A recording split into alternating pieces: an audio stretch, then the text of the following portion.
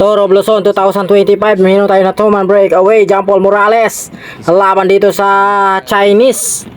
Makakalaman kaya itong si John Paul Morales. Grabe yung kanilang dalahan dito, napakatulin. Grabe kung dumala itong si Dai Hongju ng team yung Chinese na to. Grabe oh, ang tulin talaga, pinapakalas na dito si John Paul Morales. At ito na talagang kumalas na talaga itong si John Paul Morales sa dala nito ni Dai Hongju. John Paul Morales dito talaga solo na siya rito, naghahabol. So titignan natin kung makakadikit pa siya dun sa ating solo breakaway na isang Chinese laban dito sa Pinoy. So sa part na ito ay talaga nahihirapan ito si John Paul Morales, at saka ramdam na rin niya ang grugi talaga dahil sa sobrang init ang panahon. At saka mahirap din yung ruta, napakahaba din yung ruta, halos 190 kilometers. So ito yung solo breakaway, grabe kung umahon no. Malakas po sa patak, malakas din sa ahon, at talaga pinapanay niya itong ahon. So ito solo breakaway, napakatulin sa ahon din. Siguro takbo niyan siguro mga 25-30 eh. Kung di man lang napapagod itong Chinese na to. Dai Hongju solo breakaway na. Pinakalas tong si John Paul Morales. Grabe yung ahon niya, pero grabe yung niyang padyakan, talaga napakatining yung sipa. Ahon sa patag, malakas din itong Chinese. Kung buka sanay na rin yata sila sa sa init din dito sa Pilipinas. At ito si John Paul Morales talaga nahirapan niya siya dito. Ito tinatayo nito ni John Paul, at wala siyang kapalitan dito. Grugi na rin talaga si John Paul dahil maaga pa nakapag breakaway na kagad silang dalawa. So pinakalas siya dito ng Chinese. So ito grabe, last pag na talaga ito si John Paul Morales. So pinipilit na lang niya makakausad din. At ito yung solo breakaway, grabe, tingnan nyo naman, bumulusok dito sa lusong. So ang pinaka top speed niya dito ay nasa 70 plus. Tingnan nyo naman sa lusong dito, siguro sa lusong nakuha yung speed na yon. Aerodynamic talaga yan oh, cross control talaga sa lusong. Ang tulin, tuling lumusong itong si Dai Hongju. Parang jet fighter lang, bumubulusok dito, sobrang tulin oh. Grabe, napakalakas.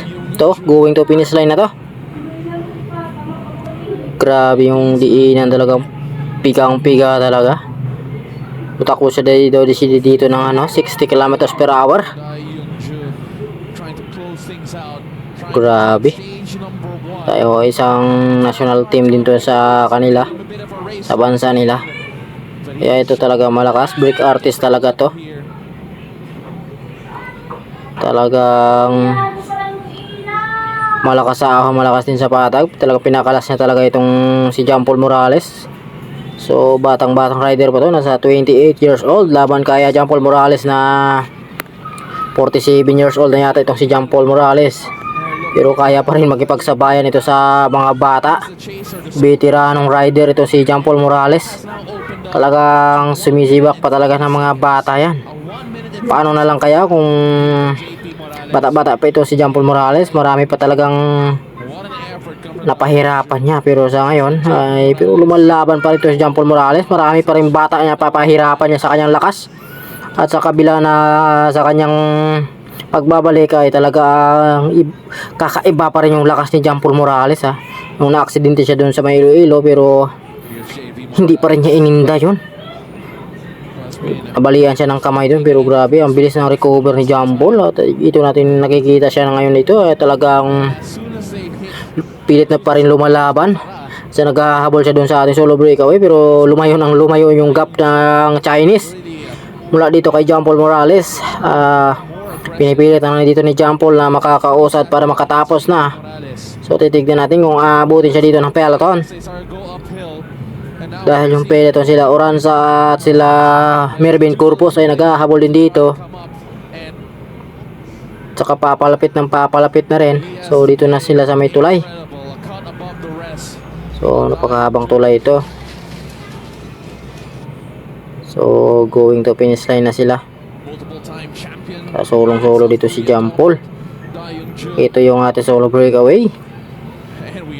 Dayong Jo solo breakaway. Grabe, napakalakas talaga. Tingnan nyo naman, dumada pa na yan. So going to finish line na. Ito na, tulin ang dalahan niya dito. Tingnan nyo naman yung padyakan yan. Napakatulis. Ito na. Hindi na talaga inabot. Ito natin champion. Dayong Jo ng Chinese. Grabe, solo breakaway. So abangan natin yung second place. Ito si Oranza, inabutan na nga si Jean Paul Morales. Ito si Oranza, pinibigay dito ni Oranza, naghahabol sa likod, rimatayan sa likod oh. Ito si Oranza, nililingon pa yung nagre-rimatayan sa likod. Aidan James Mendoza ang nasa likuran, at saka itong Victoria yata itong nakakulay green na to. Grabe diinan ito.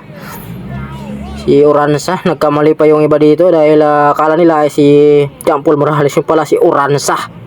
So, congrats sa mga nanalo. Ang ating champion, si yung Dayong Jo, at saka pangalawa si Oranza, pangatlo si Aidan James Mendoza. Ito yung mga nanalo. So, ayan, tatlo, top 3. So, grabe oh. Congrats sa mga nanalo. Grabe si Oranza. Nakahabol pa ng second place. Di man nakuha ni Jean Paul Morales sa second place, pero si Oranza nakuha rin niya ang ka-teammate niya. Congrats sa all winners.